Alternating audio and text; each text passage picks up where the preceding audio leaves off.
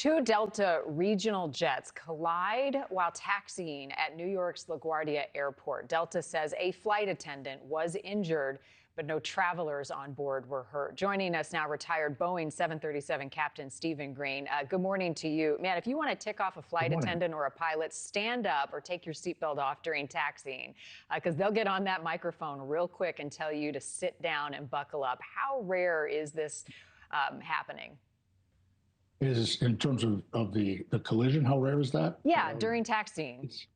It happens. I would say I see these kinds of incidents around the country 2 or 3 times a year. Very minor damage, usually very embarrassing, no injuries. This apparently did have one injury that was fairly minor, but it's not uncommon, but it's still relatively rare. Embarrassing why, Steve? Simply because the airport is laid out very well. It's very busy. The controllers do a very good job. Something typically happens where a air traffic control instruction is misunderstood or not transmitted at the right time, or some very small type of oversight that leads to somebody being in the wrong place at the wrong time. It's very, very tightly controlled. So everybody knows where they're supposed to be. The runway markings and taxiway markings are very clear. This doesn't happen because somebody's not paying attention. It's usually because there was a misunderstanding of some type of communication.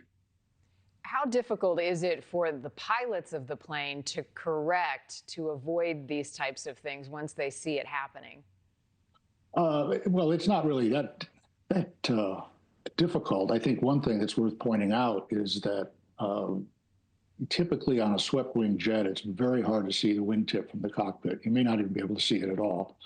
So you're relying on the fact that you're on the center line and you're assuming that everybody else is going to remain behind the hold short lines or wherever they are supposed to be waiting.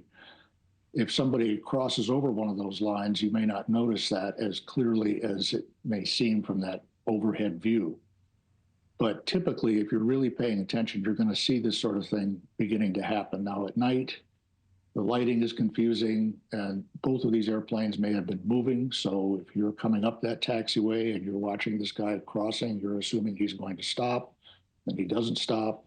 You may not have time to stop, and that's kind of how we get into this situation. An airplane fender bender of sorts. We hear, Steve, how busy the skies are right now. Air traffic control have a stressful job making sure that planes are managed in the skies. Is the same busyness happening on the tarmac right now? I mean, how many more planes are we dealing with, and can that contribute to something like this? Oh, sure. And, I should point out that the air traffic controllers, in my opinion, throughout my 40-year career, are some of the most amazing folks I've ever worked with. They do a tremendous job, but they really are working with very confined spaces, particularly at LaGuardia and places like Washington National, where there isn't a lot of physical space for the airplanes to be.